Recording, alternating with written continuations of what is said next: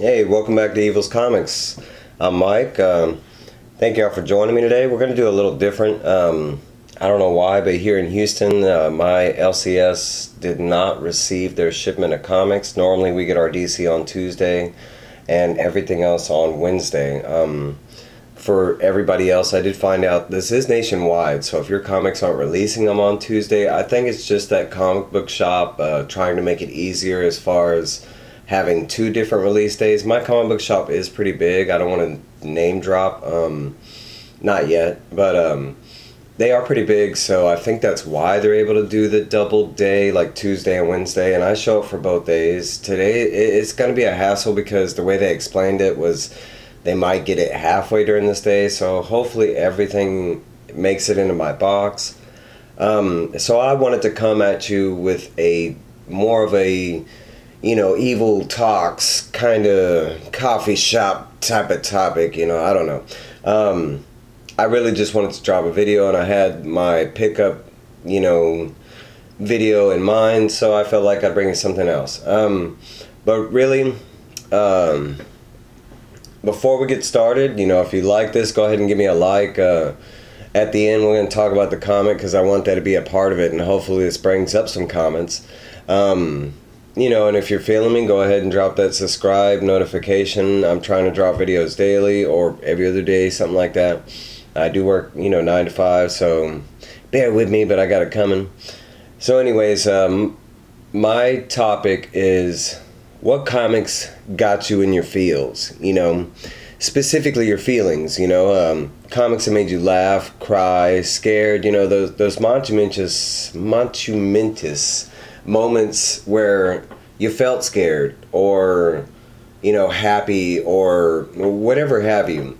My topic will be on this. It is the DC's comic Batman Pennyworth R.I.P. issue. This is coming straight out of the City of Bane storyline, and I'm kind of going to touch base on this. This is that moment, warning, spoilers, where if you haven't read this, and it is a little new, but there is going to be some spoilers, but this is coming off the City of Bane comic. This was Tom King's last run on Batman series. This also, I think, is the first issue that, and I know I'm going to get this guy's name wrong, but I think it's Tamaki and Tynion IV wrote on. Tynion IV is doing Batman right now, and I think the other guy is doing Detective Comics. So this comes out of the City of Bane. I'm not going to go to the whole storyline, but basically it's a story with Thomas Wayne and Bane, and specifically in this issue, and this is a key issue. If you don't have this one, hey, run out and go grab it. I think mine might be a second print, hence the red letters, because I think all the other issues were white lettered. Anyways, in this issue is a huge story moment, and comic book continuity. It's hard to explain the years. There is year advancement in comic books as far as age and things that carry over story from story. Most people they know Batman. He's a billionaire. He's wealthy. He's a superhero. He dresses up as Batman. There's certain things that fans will know through movies, animated, the games. He's almost in every genre now. I'm surprised there's not a Batman opera coming in 2022. Anyways, but there are certain things that happen every now and then in the stories that do change the main storyline. Like recently, Batman is not a billionaire anymore. He is a pretty much broke Batman. I wouldn't say broke. He's still a thousandaire. Nightwing is actually the billionaire at the moment. But there are certain things, we have seen Batman age a little. We have seen the Robin's age. Dick Grayson growing up to be Nightwing. Damian appears to be a little older as he's being written. There are some, it's more like, I want to say like 20 years of comics is like 1 year of our life. And it's hard to even sum up in that way. So off topic, but anyways, there is a moment in this storyline where Alfred, Batman's butler, is killed off. Spoiler, yeah. He is killed off. And it was major because it is major continuity. But it happens right in front of Damian. And Damian is not able to save Alfred, and Bane basically snaps his neck, killing Alfred. He has resurrected, I think, twice in the main continuity. In Joker War specifically, Joker brought him back, and not kind of like how you would think, a zombified version. This is a more set in stone. This isn't like a hero or villain dying. I think this is a little more permanent, you know, because he's not a side character per se. He's major, but he's still a side character. So I don't see them bringing back unless they reboot everything like they did in the 52 or the Rebirth, which they said they're not going to do for another like 10 years. So I think that's, you know, Alfred's going to stay dead. So back to my topic. You know, reading the series and everything, that moment in the comic, yeah, he died and everything, and Alfred is a major piece of my life. You know, Batman is a major part of my life. I've loved Batman ever since I was a kid. You know, we're talking about 41 years on this earth, and he's one of my major loves. And Alfred ties into that, the whole storyline. You know, Batman would not be Batman without Alfred, or Batman would not be Bruce Wayne without, you know, because really Batman is the real person, and Bruce Wayne's the secret identity. So what comic got you into your feelings? And for this one, it was me. What this is kind of like after the events of that happening, they kind of did this one shot.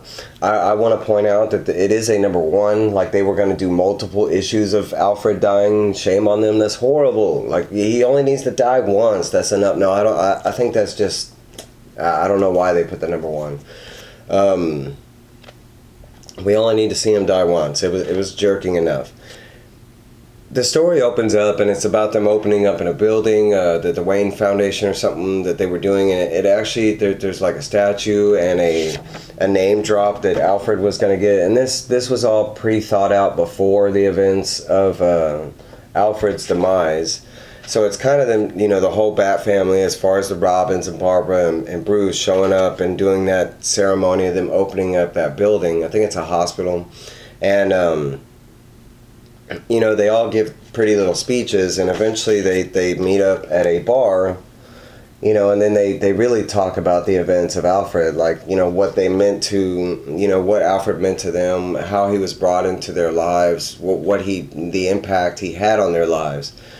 I will like to point out that this is coming out of the 52 series, and at this time, Richard Dick Grayson, Nightwing, or the very first Robin, he's going by like Rick Grayson at this time. He was shot in the head or something like that, and he lost his memory, and at this time he hasn't fully gotten it back. Now in the main current comics he has got his memory back, but at this point he has not. So it's kind of horrible because he doesn't even really remember Robin, and Alfred, and they even kind of touch base on, because he keeps mentioning Alfred by the butler, and you know, Damian gets all pissed off and even drops a F-bomb, and he's all like, you know, the butler, you show some fucking respect, you know, and he does it all mad. Sorry for my F-bomb.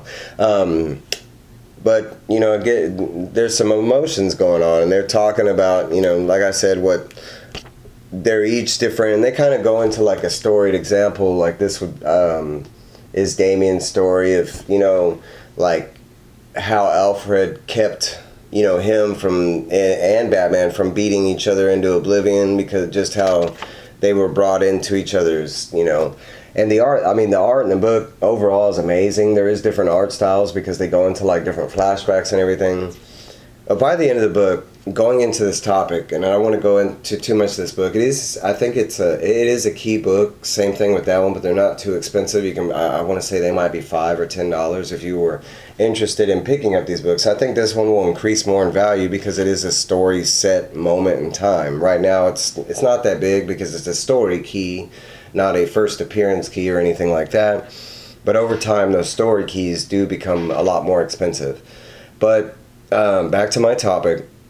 Reading this comic, I want to say like 75% into it. I was in tears. I literally like had to put the comic down. Now, I'm the first to admit, I think it is manly to admit, you know, our emotions. I've been told growing up that it was the opposite, that, you know, as a man you're supposed to suppress your tears and not show. Now granted, there is certain situations that is appropriate, but to be honest, if I'm speaking with my friends, my family, I think it's really weird when people hide their emotions and stuff like that. So there are certain movies that have got me to cry, and I'm not afraid to admit it. I'll say one of them was the very first Pokemon movie. I remember seeing that in theater, and I was like 18, 19, and it made me cry, you know. And I'm not going to say a lot of things don't. There's some weird things, you know, books or stories or comics that have gotten me to cry, but this one specifically, and as far as I can remember, this is the only comic that I know of that has ever gotten me to cry. Now granted, this is a story that I've been reading for almost, like, I want to say like 35 years, you know, Batman. And for most people, if you have been reading Batman, and even if you're not current with it, you know, interweaving it, Alfred's always been there. So we have some, you know, generic tie to this character. So losing him, you know, it's like losing a part of our lives.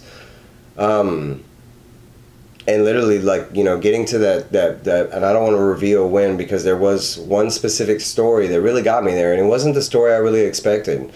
From that character, I really didn't expect. But I mean, I cried, had to put it down, had to take a break, had to come back to it, had to pick it up. I want to say the third issue of Stray Dogs almost got me there. If they would have continued a little more, they would have got me to, but it stopped. There's very few comics where I've had those ha ha ha bust a gut out loud, you know, loud laughing. I've only had a couple comics, you know, make me tense. I wouldn't say scare me. I've never had a comic scare me. But, you know, this is my question in your comment. Have you ever read a comic that got you in those feelings? It made you feel like overly excited or extremely happy or sad or, or whatever the emotion. But, I mean, for all of us, those are the stories that me specifically, I'm kind of craving. I love reading those, when people talk about, oh, that was like the worst, horror scene I've ever seen. I want to see that scene to see if I have the same experience or opinion that they had. I love those kind of topics. So, if you do have any, if you don't, I mean, I could always do another video of because I do have maybe 10 comics that have got me close and have really got me there. I'd say some books, but honestly, I'd say I have a list of 10 books that either got me close to that emotion or right there, and great writing, right? That's my video. I try to keep it a little short. Thank you for everybody for watching. Like, subscribe, comment, hit that bell. Thank y'all. You have a great day. Hopefully see y'all tomorrow with those comic pickups.